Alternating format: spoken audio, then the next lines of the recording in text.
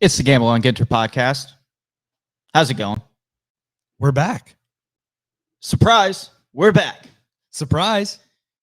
So we wanted to join you here on a Saturday afternoon. A good chance for us to get together and do what we do best. Pick some games that are going on tonight and Saturday, and we're going to be talking about the NFL Sunday football as well. I'm here, as always, with my co-host, Ryan Gabriel. What is good? And, of course, our producer, Daniel Amano. I feel different about sitting next to you with a microphone again. It feels good to see your face and a microphone in front of your face. Look at this guy, so conceited he's watching himself. Unbelievable. Right now. I know, it's crazy. It is unbelievable. We're live, bro. You don't have to confirm We're it. back. Well, usually We're I tell back, you and all this of a red sudden, light here is signaling to me that we're live. It's just I'm so excited to be back that I don't believe that it's real. I don't trust you. No, you're right. So we're going to be getting together a 5-team parlay. I think 5-team. We may go to 6. We'll see how it goes. Yeah, we'll see what we see. So we're going to start in the NCAA for football. And Ryan, we've been on fire this season. Yeah, it's been great. What we usually do, our little matchup that we do is called the NCAA football randomizer. Basically, our producer, Daniel Amano, he picks 5 games a piece.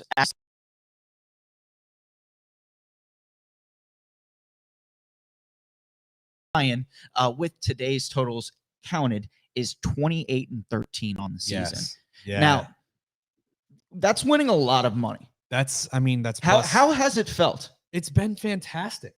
It has been fantastic. And not only that, this is our second legal college football betting season or week in Florida. It's been wonderful. I remember my first week. Oh, yeah. Can we get an applause for that? Yes. Last week, 9-1. 90%. Well, that's between Saturday and Sunday. That's between college and NFL. No, you went 4-1 as well in the NFL. So you went 8-2. 8-2. That's crazy.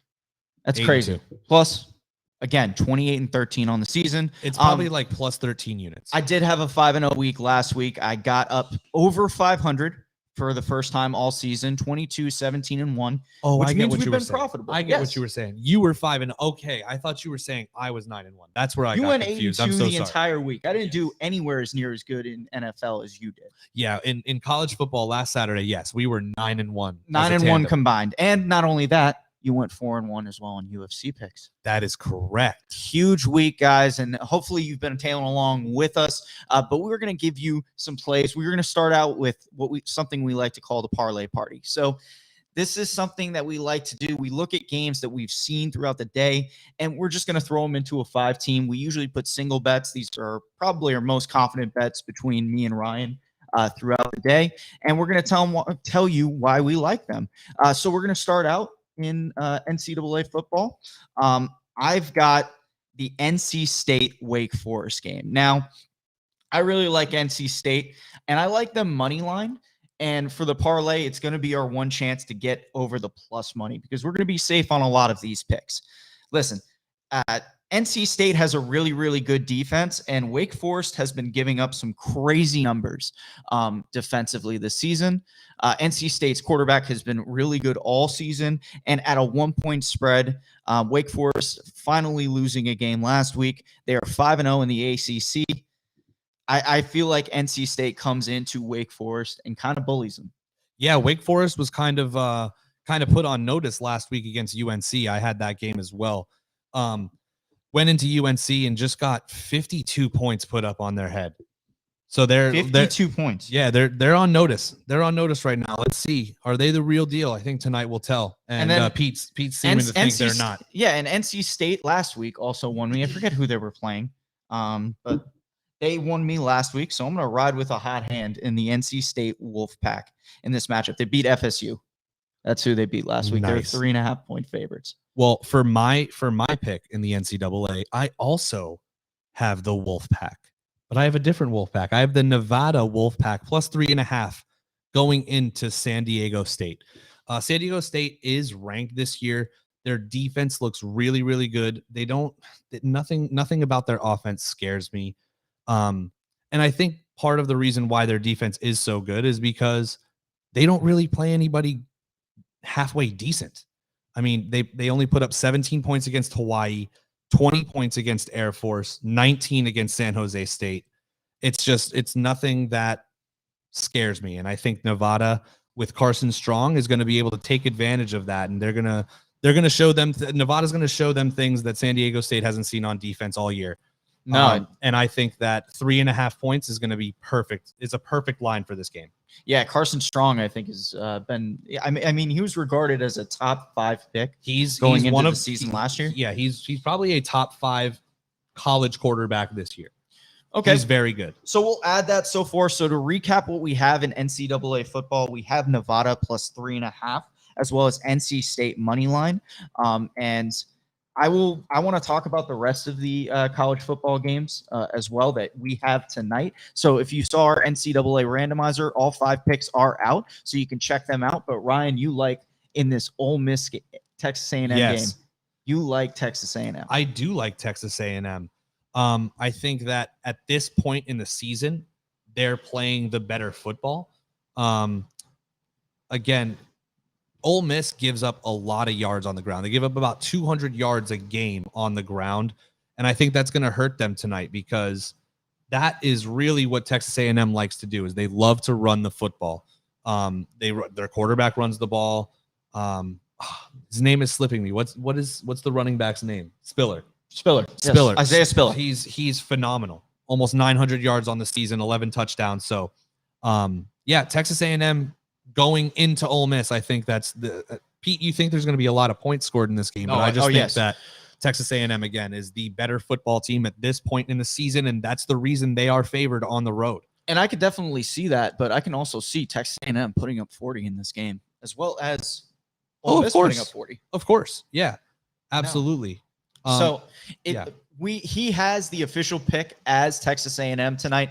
I'm saying I'm putting a single bet on the over. So just keep that in mind. It's not going to be a part of the parlay party, but it should have been mentioned because it's the biggest game going on tonight, I believe. Yes. Now, correct. We're going to move over to the NBA. And the NBA, we went 2-0 last night, and we've been pretty successful this season. I think most of it has to be thanking the Golden State Warriors, as it seems like we've been money on a lot of and it's not even just the spread. We've been able to get them on the over-under as well because they're a very, very good defensive team as well.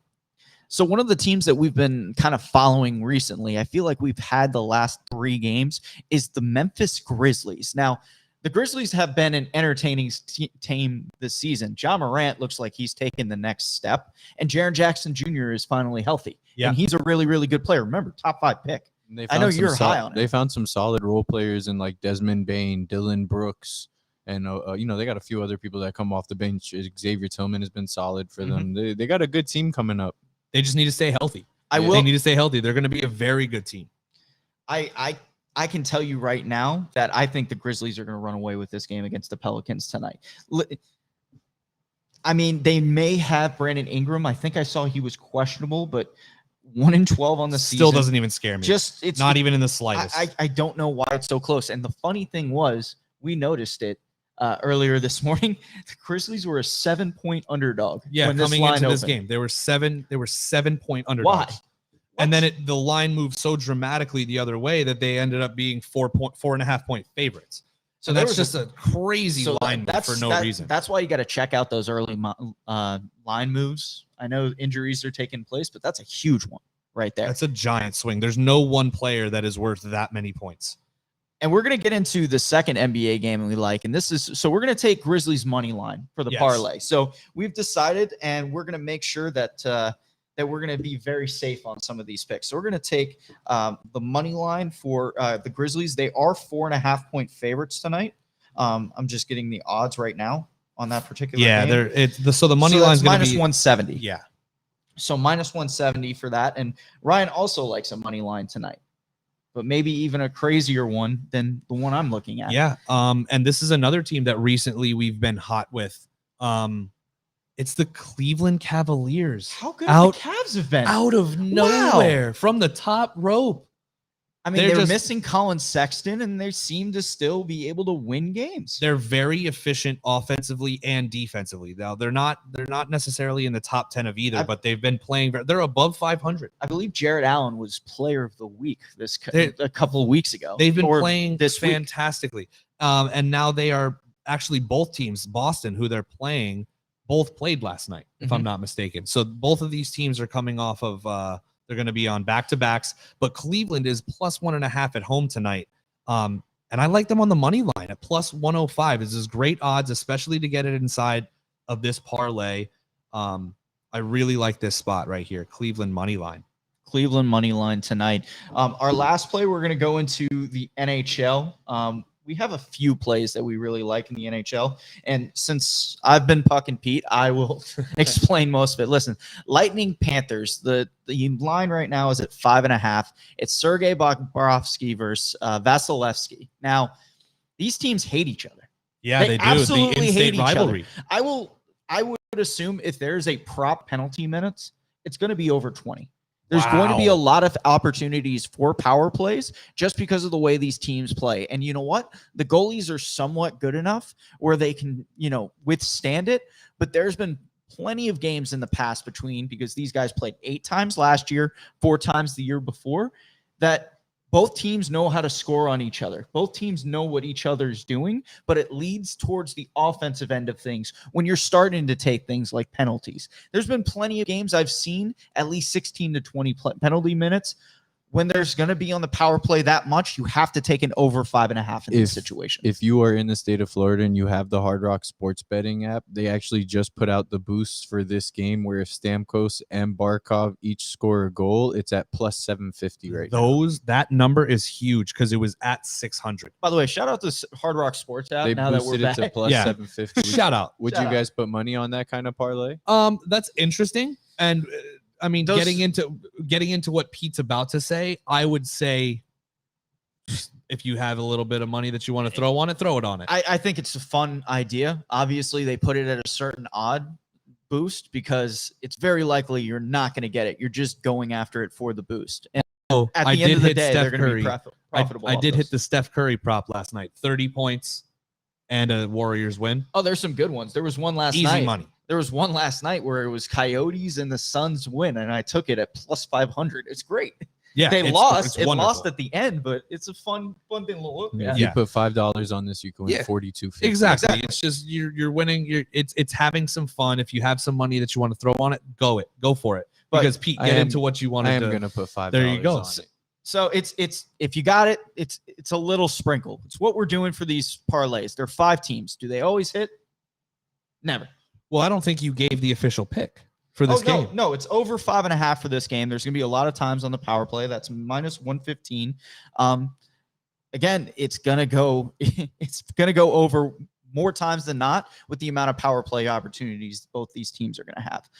And then the last game we had is the Toronto Buffalo game. Now, I'm not going to add this to the parlay, but it's very interesting because we've got 2 goalies who are making their season debuts for each team in this game. Both teams are coming off back-to-backs. Usually lends, again, to a little bit more offense, and I would lean towards the over. I wouldn't bet either side in this game. If anything, take the plus 1.5 on the Sabres. You'll probably get a good value for it. It's at minus 220. Because, again... I'm sorry, minus 145. Buffalo looked really, really good last night against the Oilers, a good team.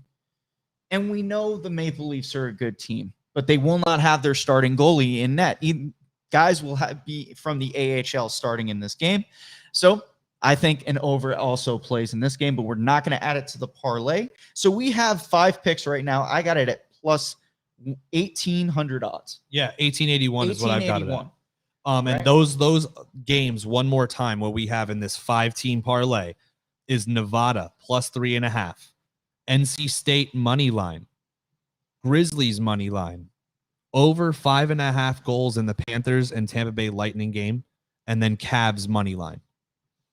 That is at plus 1,881 odds. So if you add $10 for this game, so if we're putting $10 on this game, we're winning 198. But I have change in there, so I'm going to add 83 cents, and I get it over at 214. That's fire. So absolutely fire. 10 and change, you got a good return on investment if it hits, and it's going to be a fun one to watch. These are a lot of our single bets that we believe strongly in that are usually when we feel as strongly as we do, they usually pretty much hit. But let's move on to the NFL. This is what we're here for. This is what we're here for. So we won't be making any official picks. Again, we run another game called Five Guys, which right now Ryan had a 13-point week last week. I mean, have you been bad at anything so far? I was bad in the first like soccer? 3 or 4 You've weeks. been bad in soccer. I don't know if I've been you were betting actually soccer. down like the first 2 weeks or something. The first like that. couple weeks, I was not doing well at all. Tennis? Tennis. Not been betting but tennis. That's the thing. You've been winning everything. multiple weeks. Can't lose what you don't bet. It's been fantastic. And it's just, I mean, ride the hot hand while you got it because it doesn't last forever. I can tell you that. We've been on so many hot streaks where you just feel like you're invincible. Stay humble. Stay humble. Base hits grows the account. That's it. For sure. And we're going to be talking about every NFL game and just how to look at it from a betting perspective, right? Because everyone wants to win money on their Sundays while watching their fantasy teams and everything like that. But watching the line, seeing, hey, this over-under is high. Maybe I want to start fantasy guys in this particular game because usually Vegas is right on a lot of these things.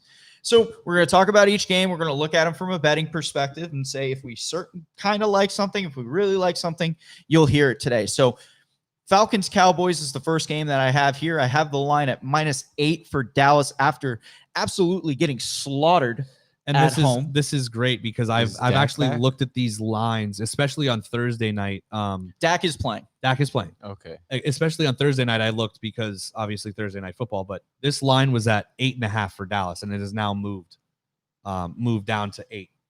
So that's it's very moved down a little bit. Okay, so and the over/under I think is an interesting number, 55, a very high number. They don't think very much out of these defenses, and I don't know. The Falcons have played a lot better defense recently. Don't sleep on the Falcons. They're also a 3-1 away team this year. They've been very good on the road and in very large part to Younghoe Koo with his walk-off kicks, his walk-off field goals. He's money. That kid's money. But here's the thing. They've been getting put in position by Matt Ryan all season long. Not all season long, maybe over the last 5 games. But they have been a very much improved team from the first month. So I'd probably look at the total in this game. I kind of like the Falcons based on everything that I see. That over-under is way too high for me to even consider it. But I believe these teams played last year, and it was an absolute shootout. I want to confirm the score. You're absolutely right. I want to confirm the score. It was 40-39 Dallas won. Yeah, and the thing so is 79 points. The Falcons are good offensively. They can move the football, and the Cowboys secondary has not looked as invincible as we thought they were again in the first month of the season. I think that the Falcons, you can even get a lot of great odds. And I wish this line was a little higher like it was the other day. I had them at +10. This next game, I think, is a really interesting game, and it also includes one of the NFC South teams in the New Orleans Saints versus the Tennessee Titans. Both teams are missing their best player. Correct. And so the Titans no Derrick Henry, no Alvin Kamara. I think the spread would be the exact same. Tennessee -3 at home. Over/under is 44 for this game. Interesting with Kamara going down. This is going to make it, I imagine, a lot of people are going to be on the Titans. Yeah, I would imagine so as well. And this is a line that I at first thought should have been a little bit more, especially Titans being at home and seeing what they did against the Rams without Derrick Henry last week.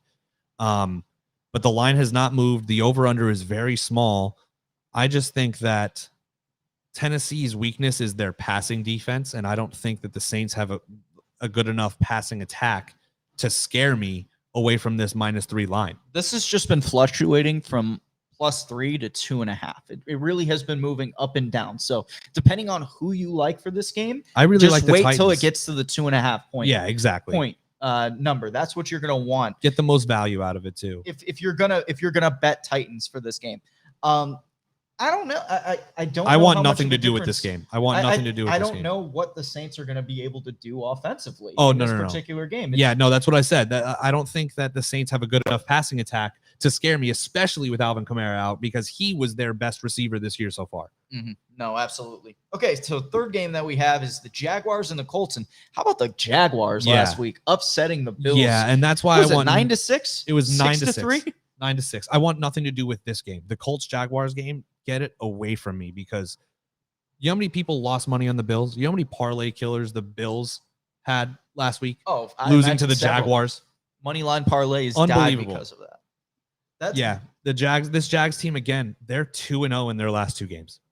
Now, there's been pretty equal footing, but the money is definitely favoring Indianapolis. And again, 10.5 is a good number for an underdog here. Now, here's the thing that the Colts do play very well against the Jaguars. Yeah, they're in the same division. But here's the thing the Colts have that the Bills don't have, and that's a running game. Mm-hmm. Outside of Josh Allen, the Bills have nothing on as far as running the football. I was going to say for this game, Jonathan Taylor's at -115 for over 89.5 yards. I would take that. He's gone over that total, I think, 4 in a row. And we had that also when they played Thursday Night Football 2 weeks ago. And he obliterated that total. And then -200 for anytime touchdown, but +350 for the first touchdown. First touchdowns scare me. I don't usually like to go for that. But if it was multiple touchdowns, I would also bet yes on Jonathan Taylor, multiple touchdowns. So the next game I think is the most intriguing one I've seen so far. The Browns versus the Patriots.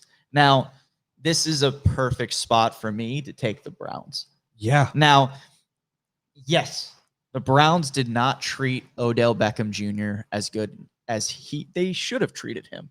They weren't able to scheme him open. Yep. There is also the truth that they've been better without him. For whatever reason, it just doesn't work in that particular offense. I'm sure Sean McVay is going to make it work. Yeah, he's gonna have so much fun with him. It's not just Odell; it's more so Baker. I feel like we all realized that he was just trying to get Odell the ball, get the ball in his hands, let him go make the plays. A person like Jarvis Landry is definitely more equipped for that kind of quarterback because he's able to get a lot of extra yards by getting the tough yards. Odell is not lowering his shoulder, taking too many hits nowadays. He's trying to run past everybody. He's going to run past you. He's going to make you look stupid while he does it. Jarvis Landry's going to run into you. I've seen this dude. He's huge. Yeah, he's big. He's thick. But he's not tall. He's huge. Here's the thing. Baker Mayfield has 6 career games with a passer rating over 130. And this last game, the first game without Odell, was his highest ever career passer rating game. He completed 14 passes. Personally, I think the wrong team is favored in this game. I think Cleveland's going to win. Yeah. I think Cleveland's going to win 2.5 points on New England. At home, they've been 1-4 at home this season. They've been better on the road. They've lost all 4 of their games on the road. At home. They have been 4-0 on the road. Again, the Browns aren't going to be seeing conditions that they're not used to. It's going to be a good game. I like the Browns. Yeah, and I don't think that the Bill Belichick thing is going to come into play because I looked at Baker's numbers against Bill, and he's only played in 1 game, but he was doing fine. He threw a pick. He had a touchdown. It was like 190 yards. He wasn't terrible. He wasn't Sam Darnold. Mm-hmm. So that doesn't scare me away from this either. And I think, yeah, the offensive line is healthy for the Browns. Baker's doing better. It's going to be Browns all day. I can't believe that New England's still favored. Now, this is a traditional AFC East snore fest. No one ever wants to watch this game, but the Bills and the Jets, we have to give a shout out to Davy's own Mike White. Mike White. And the 400 yard. He's from Pine. No, he's from Pembroke Pines. He went to U school. He's from Davie. You could pay to go to U school and be in Pine. I bet you look at his roster. It says Davie, Florida. You're just a hater. He probably says Fort Lauderdale. If I had to guess, it says Fort Lauderdale. I mean, you look at it. I want this answered now. I want this answered. I want it by Fort. Shout out to Pembroke. Look at what it says. Will it be Pines or will it be Davie? I 100% say Davie. 100%. Anyways, it's a 12.5 point spread for the Bills on the road. This is their second straight double-digit spread on the road, and we know what they did last week to the Jaguars. Yeah, they know the Jets a little bit better. Do we think? Yeah, I was gonna say, do we think it happens again? It's too big of a spread for me to take a team on the road, though. I think the Bills come out and score 40. I could see the over 47.5 hitting. That's a really good number if you like it in the over. Yeah, because I think the Jets are going to have to be throwing all day too, and that's what Mike White wants. But Mike White needs those stats. He wants to pad. But the Bills are really good against young defenses. Of course, the Bills have a great defense. It seems like the Jets and the Bills always play a close game no matter what. But I don't want to touch anything regarding the line in this game, but I am intrigued at the over. Yeah, the over 47.5 does look very nice. This is going to be a great color matchup. The Lions versus the Steelers. Pittsburgh is an 8-point favorite at home. 42.5 is the spread for this game. Najee Harris is going to run for like 900 yards. Yeah, I don't think that the Lions. Their season's over. I don't know. I don't know if they're still trying. It's bad. It's really, really bad. I didn't think Jared Goff would be as bad as he's been since moving over to Detroit. And I think it's just not being able to have the guys to utilize because they don't have. I mean, DeAndre Swift's their offensive weapon. TJ Hawkinson, they still haven't figured out how to use him. How? You gotta this guy figure it can out. Be George Kittle now. Figure it out. He should be George Kittle. That's the thing. He is as good as he can be as good as George. It's Kittle. crazy. It's crazy. They have offensive weapons. They just can't figure out how to use them. Mhm. And the Steelers, although they haven't been putting up a lot of points, that's why this over-under total is so low. Mhm. Their defense is very good, and that's what keeps them in all these ball games. And Justin Fields looked really good against the Steelers, but I mean, this 8-point spread is way too much. I think is not enough. I mean, for this Lions team. No, I definitely see that. I definitely can see why you say that, and I really like Pittsburgh. I think they're starting to get into their own. And let's not forget, Baltimore already lost. So they have a lot of motivation to go into this game and That's play a hard. very good point. So the next game, I think it sniffs out. It just smells like trap game to me. Tom Brady smells dominates like Washington. Tom It's Brady hate- dominates It Washington. smells so the Buccaneers against Washington in the playoffs last year. It was a 7-point game. You just said that like it had one of those squiggly lines over the end. You said Buccaneers. Buccaneers. Yeah. And yeah. Like as if it was Senor. Buccaneers. Buccaneers. Is that better? Did you not understand what I said when I it said a it little with the slower. N? Say it just a little slower. Okay. Buccaneers. There it is. Is that better? Nears? Years. Okay. Thanks for stopping the show. I had to. Anyway, so Washington plus 9.5 at home. Again, Washington played them well last year. And the one thing I say, hey, the one way you're going to be able to defeat Tom Brady, you got to be able to get 4 people to Brady. You're going to have to rush 4. Drop 7, rush 4. And they have to get there. Washington has And not. they have the pieces to get there. Chase Young yes. can get there. Montez Sweat can get there. Jonathan Allen can get there. They've got a really, really, really good front. They that do. Does lend itself to be better in this matchup against Tampa Bay. Tampa Bay is a great team, and Washington's secondary may not be able to handle these receivers. But I think that, that's yes to that point right there. Yeah, maybe they'll be able to get to Tom. Tom gets the ball out of his hands real fast. You know what I mean? He has the receivers to be able to do so. Correct. And this pass rush hasn't been what it was 2 years ago. Well, they've been doubling a lot more. They've been doubling and tripling Chase Young, which is understandable. Right. And these this other guys offensive on the line is outside really have good. to win. And hey, listen, this is a team that played them well in the playoffs last year. This is the same Buccaneers team that we're seeing. Maybe not the same Washington team, but Taylor Heinicke did play. And you're not going to run the ball very much against the Tampa Bay Buccaneers. Exactly. The quarterback's going to have to be able to Exactly. do it. And I think they can, with guys like McLaurin, I think they can keep this game close. And it just smells like a trap game to me. Yeah. Just seeing that number, it smells trap game. I really feel like the Bucs are gonna just run away with this. They'd be double digits if they were at home. They'd be 13-point Without a favorites doubt, at home. and they would kick their ass at home. That's what I'm saying. I think They'd be 13-point favorites at home. I'm not saying Washington's that great of a home field advantage. It is. I've been there. It's pretty good. It's pretty good. When they're winning. They're 1-3 at home this year. It's not exactly. But They're 1-3 on the road. But I would too. say their offenses and defenses match up well to what you have to do to beat the Buccaneers. Same way the Rams are built, a little bit kind of like that. I feel like offensively you have to take care of the football as well, and I just don't see it happening. No, I understand. with Washington. They have a problem with scoring in the red zone as well. That may hurt them, but again, and they're not going to be able to run the football. You have to count on Taylor Heinicke and McLaurin. But again, I'm very confident that the Buccaneers are going to win this game. I'm saying 9.5. They can keep it close. If you're saying blowout, I mean that's the point of doing this. Yeah, I think that the Bucs would cover that spread. So the next game that we have is the Panthers and the Cardinals. The Cardinals are 10.5-point favorites at home. Kyler Murray may play. Yeah, I think he it's and questionable. DeAndre are going to be game time. I think is less likely. Well, DeAndre Hopkins is less likely than Kyler Murray from everything I'm hearing. They were ruled this morning as Questionable. No, both game time decisions. Okay. They're both going to be made at game time decisions. So usually I tend to stay away from the hamstring guy like DeAndre Hopkins. I think Kyler Murray's an ankle, but look what they did to the on the road against San Francisco last week. Cardinals are a good football team. They're a really, really good football team. That defense is much improved than what it was, and they've been able to run the football in very, very adverse ways. James Conner leads the league in touchdowns. In everything. What a pickup that's been. Jeez. That may be one of the best pickups. He's averaging like 3.8 yards a carry, but he's got like 15 touchdowns between receiving and rushing. Mm-hmm. Next game that we have is probably two of our they've been weird teams. They've been great against the spread, maybe not so great in their records, and that's the Chargers and the Vikings. So the Vikings, I think, is the best weird cover team. However, man, the Chargers, I think, have a huge advantage in this game. I was going to say, if I'm betting this game, 3 points, the Vikings keep every single game close. The Vikings have 4 losses out of their 5 losses this year that have come down to the final possession. They've lost on the final possession of the game. So this is a team that very well could be 6-2. So I don't like the 3-point spread. If I were to be betting this game, the Chargers are at home and I feel are the better team. I would take them on the money line.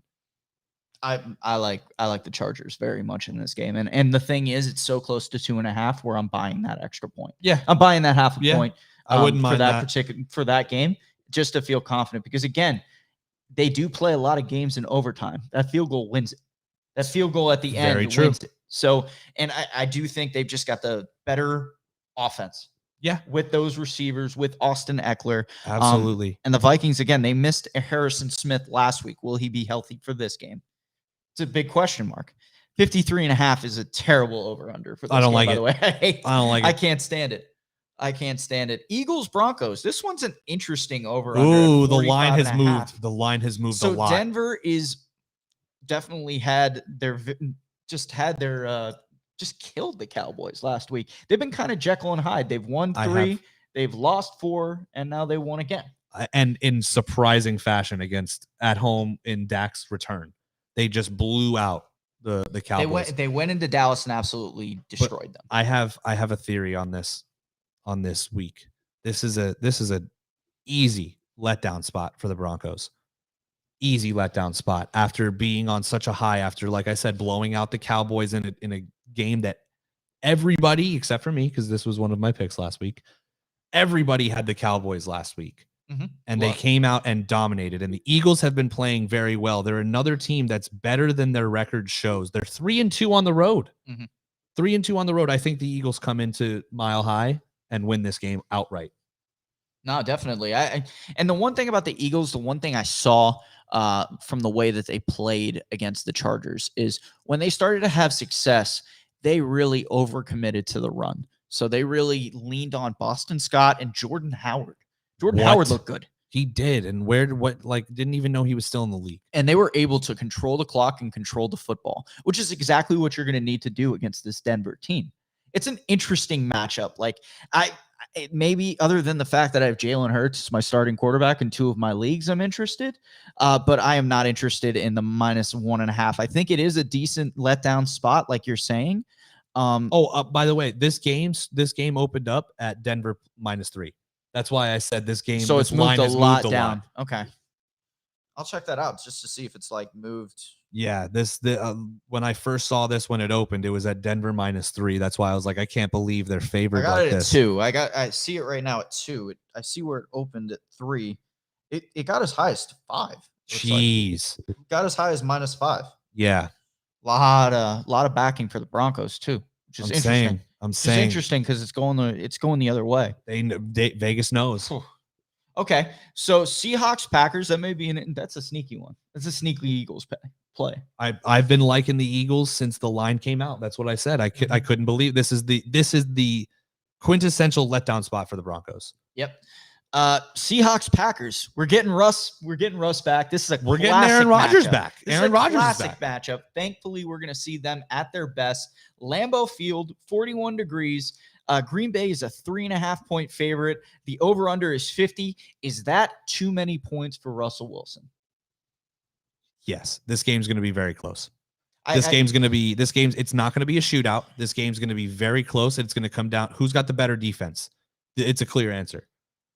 Green Bay. Green Bay. And they're at home. Green Bay's been dominant at home. 3.5 is not really that high of a number. And again, it's going to be the Lambeau Field weather. I don't think Seattle It's going to be plays... they're going to be running the ball. Mhm. Which running back tandem is going? Who's got the better running back? It looks like there's a chance of snow from what I'm looking. It's at cold. Here. It's going to be It cold says at 41 Lambeau. degrees, but maybe wet snow, rain. Ew. Now, I'd much rather take the offensive line and the running back tandem of Green Bay in this game, just because who do we even know? Like, Chris Carson is supposed to come back from the IR this week, but 2 weeks ago, Pete Carroll was saying he could be done for the season. So how healthy is this guy?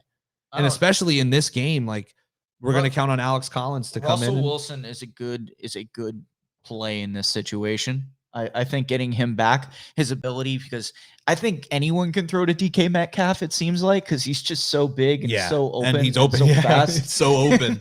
But I feel like Russell Wilson's connection with Tyler Lockett, I think, is a difference as well, because he's got a couple of different options that he can throw his moon ball to. It's a good point. That's a very good point. And I don't think that the and that's where I kind of look at the over-under in this game, because I don't also see a way that Seattle's going to be able to stop the Packers' run tandem if they get going. True. And also Aaron Rodgers and Devontae Adams, and there's really no one to cover. Exactly. Him. And he's back. So I think 50 is a pretty good number where I'm thinking over.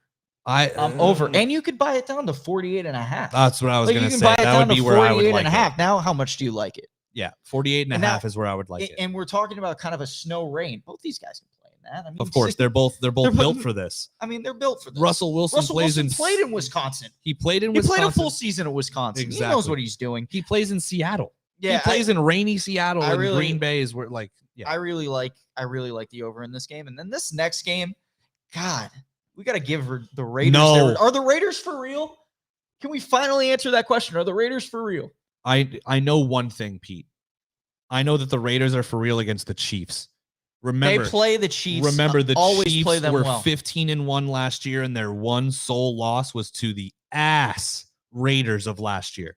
I think the Raiders are a much improved team this year. Yes, they lost Henry Ruggs. Boo-hoo. Deshaun Jackson's filling in that role now. Who better? He's gonna play almost as much. Listen, the Chiefs can't stop a nosebleed defensively.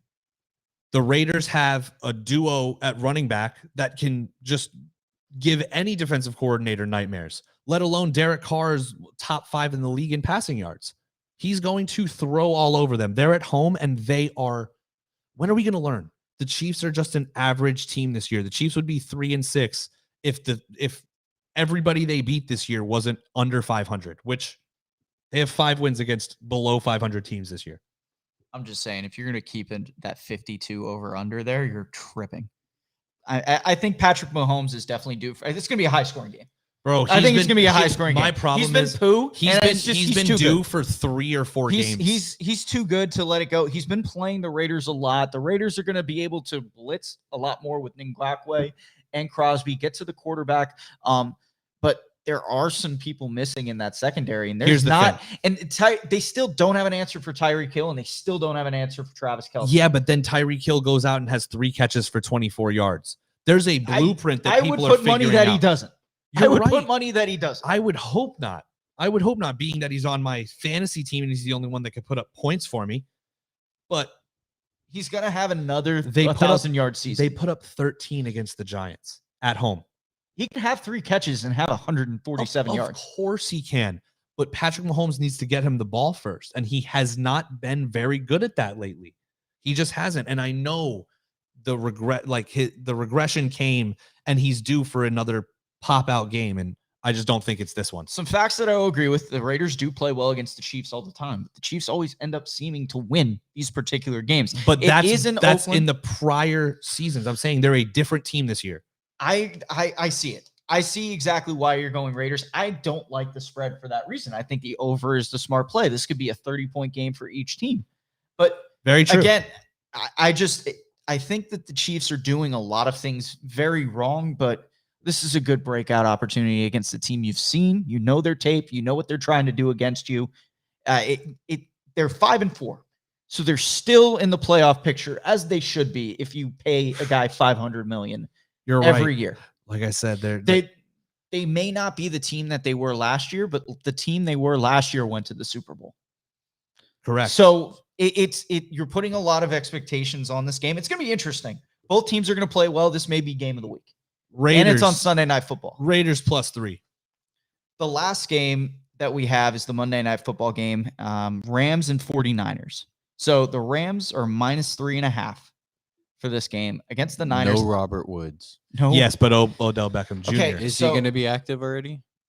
I hope. He just got signed Friday, which they're not. No.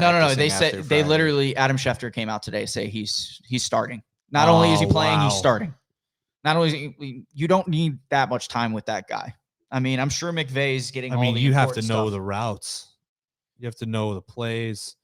I'm It's gonna sure be you tough. do, It's but probably going to be watered I'll down. But for him, eventually- though. I'll but you- definitely say I mean- don't expect him to do nothing too crazy then. I would say maybe like 3 to 4 targets. I'm not saying he's on going to the get a day. crazy amount of snaps, but the fact that Robert Woods is out now is a big reason. Yeah. But I promise to keep calling him Bobby Trees until he gets better. Because I saw that today, like Bobby Trees got hurt, and I felt bad. That I wasn't calling him Bobby Trees before. So best of luck to Robert Woods, Bobby Trees. But they're playing the Niners team who look terrible. They've been 0-4 at home. Rams are 4-0. On the road. Is this a letdown spot for the Rams? I don't think know. their letdown spot was last week when everybody had them beating the Titans without Derrick Henry. For sure. I think it's 3.5 definitely is a good buy down number for this game. And I think there's going to be a lot of action on the Rams going late. 49 is a pretty big total. But again, the Rams offense, if they're cooking, can be doing really well. Yeah, I think their defense is going to be playing well. I mean, you saw exactly what happened last week with the Cardinals defense against this Niners offense. I think the Rams are going to do something of the sort. Yeah, very I similar. like the Rams in this matchup Yeah. as well. All right, before we leave you guys today, we're going to give our absolute locks of the day. This is the line that you're going to have just on the regular line. So -105, -110, -115 lock that you need to have for today. Ryan, do you have a lock? I mean, yeah, we already said it, but it's my lock. It's my most confident pick of the day, Let's hear which it. is Nevada +3.5 tonight against San Diego State. I'm going to have mine as Memphis -4.5. That line movement is crazy on that particular game. They have no one to stop John Morant. He's going to drop 30 tonight, so be all over his point total. And the Grizzlies, after a loss last night, they got rested early because they were down 30 in the third quarter. They're going to have a nice little day today, getting back onto the court, and I think they take it to the Pelicans. Very nice. I like that as well. I like that pick. I'm going with the Magic. I had them. You did like the Magic. He comes out of the Raptors with the Magic. +4.5. No Bradley Beal tonight Yeah, I was for gonna the say, Washington someone's hurt. Wizards. Yeah. Cole Anthony's gonna eat. Cole Anthony's. Do we gonna have be- a point? Do we have a point? I was just about to point check. prop for No, him? let me check on that real quick. If it's like 19.5, you taking it? Let's see. Hold on. Absolutely not. You dropping 20 tonight? Where is he? I don't even see his name on. He here. might not be there. Not be there. Sometimes they Oh. don't. Is he a have him starter? there. Does he start for them? I thought he Or does did. he He's come been off the bench balling. and What play? about 12 minutes. 14.5? What would you say at 14.5 If it was Amano? absolutely. You're taking the 14.5? over? Yeah. Okay, that's a pretty good number. So That's 15. a more reasonable number. 15? 15. Okay. Love it. All right, guys. Well, thank you for joining us on our surprise episode. Hopefully, we'll be doing these a little bit more. But for my co-host Ryan, my producer Daniel Amano, I am Peter Ginter. We'll see you later.